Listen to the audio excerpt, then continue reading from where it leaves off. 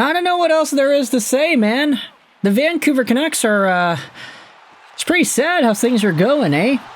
I would highly recommend you go out there and check out yesterday's post-game video. Vancouver versus Philadelphia, where the Canucks ended up losing, because this video was not necessarily a game review. More so, it felt a lot like just commentary on the state of the team. The players. Who was in? Who was out? The messaging as to whom Adam Foote decided to put in the lineup over other players. These are all conversations that we can have. But I wanted to dial it back a little bit here. You see, earlier in today's show, we spoke about the Montreal Canadiens and how Kent Hughes' gamble paid off with the Noah Dobson trade. Well, in this video, we're going to talk about Patrik Allvin, Jim Rutherford, the Vancouver Canucks, and how their gamble has miserably failed at this stage of their tenure. Today, what I wanted to talk about is a trade that we can very well argue has set the Vancouver Canucks back at least a year or two, maybe a bit. Now, I'll admit, this is not an idea that I think many Canucks fans felt super strongly a few months ago. We're starting to see it now because the season has gone the way it has, and we understand just where the team is at right now, and we know more context about Quinn Hughes and how he decided to leave and how he didn't want to come back and all this stuff. But now, when we look at the Marcus Pettersson trade, yes, it's a funny meme to see Vancouver get all these Petterssons in their organization. Oh yeah, you've got two Elias Petterssons. You should have gotten a Riley Patterson. You let go of Kate Pettersson a few years ago. Now you're bringing in Marcus Pettersson. But here's the thing about this trade. I said back when it was made that, yeah, Marcus Pettersson is a guy that can help out the Vancouver Canucks. He's a player on defense that the Vancouver Canucks will build up because they're taking their value from center and they're putting it back on D.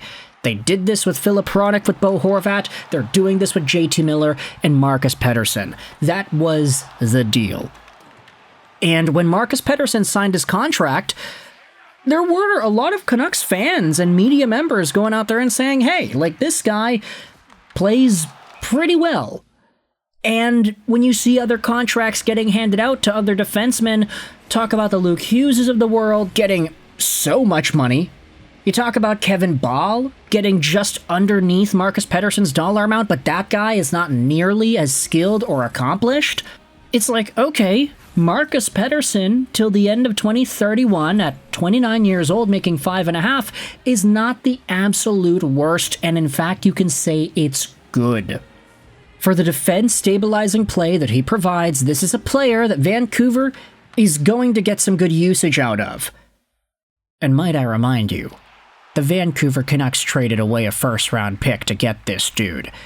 They traded away the first-round pick that they had acquired from the JT Miller trade, alongside of Vinny Desharnais, Melvin Fernstrom, and Danton Heinen for Marcus Pettersson and Drew O'Connor. Yeah, I doubt you even remember the fact that Heinen and Desharnais were included in that deal, not to mention Melvin Fernstrom, who's a prospect that's actually doing pretty well in Sweden right now. But now, when we take a look at this trade just a few months later, you get yourselves posts made like this on the R Canucks subreddit. The Life is the Dream posted this after the Canucks lost to the Philadelphia Flyers. Hronek and Marcus Pettersson are not worth 2 first-round picks.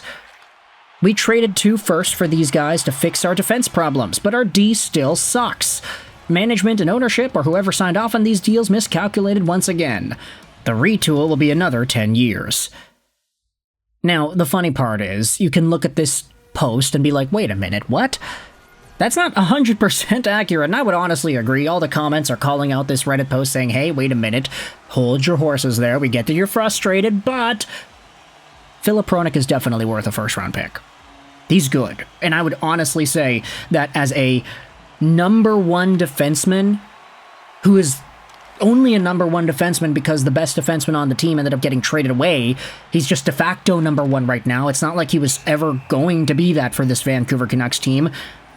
Phil Hronek is on pace for 46 points. He's had worse years in the past, and honestly, the first season that he had, where he had 48 points in 81 games, I would honestly say that Hronek is more impressive this year compared to that year. Especially when you remember that Hronek was scoring everything that moved. He was getting an assist every single game, it felt like, to open up 23-24. Hughes, Miller, and Petey were all producing at top of the league level paces, and Hronek was riding the coattails of that. He was getting assists, he was getting points because he was playing up to these guys, and then he fizzled out in the second half of the year, despite having that hot start, and ended up with a career high in points. This year, he's technically on pace for a similar year, despite the fact that the team is so much worse in front of him. It's almost like Filip Hronek is being forced to do the same thing that Quinn Hughes did last year, except not to the same magnitude. Filip Hronek is never going to win a Norris Trophy. I don't think that is in the cards for him in his career, which is fine. Only one defenseman wins the Norris a year. But Marcus Pettersson? Dude. In what world is this guy looked at as a meaningful and actually contributing piece to a Vancouver Canucks retool/rebuild at this stage of the season and his career? That's not even to say that the trade itself, oh yeah, Vancouver lost out on Fernstrom, Desharnais, Heinen, and a first-round pick. It's not even to say that that trade is like the worst thing in the world. Drew O'Connor's on Vancouver now, and he's one of the only, like, decent players that's actually doing stuff, even though, like, come on, it's Drew O'Connor. When he's being one of the best players on the team, you kind of have a problem. But it's just the lack of hindsight and the Band-Aid solution that it was to make a trade for Marcus Pettersson, to sacrifice a first-round pick, despite the fact that the Vancouver Canucks, when the trade for JT Miller and the trade for Marcus Pettersson was made, despite the fact that the Canucks at that time, they knew that Quinn Hughes was not going to come back. Is it careless to go out there and make a sort of move like that, knowing that your captain and franchise player, who is like 45% of the team's level of success individually, is not going to come back? Do you want to go all in a year like that? You want to trade away a first-round pick in a valuable spot because you want to get a Marcus Pettersson whom you're going to have to re-sign and commit some years to at 28, 29 years old? The Canucks gave Quinn Hughes the captaincy because they wanted to force him to stay. The Canucks made the trade for Marcus Pettersson because they wanted to force Quinn Hughes to stay by giving him a team that he could see as competitive. But they were wrong. It didn't work. And now Marcus Pettersson's on this team. He's, like, really not great. Very subpar defenseman at this point of the season. And even though the contract is fine, it's not like this guy, if you were to trade him today, would fetch you a first-round pick anymore. Let's go back over onto the Canucks subreddit and read some more about this. Deho88 says that Hronek is worth the first. MP3, not so much.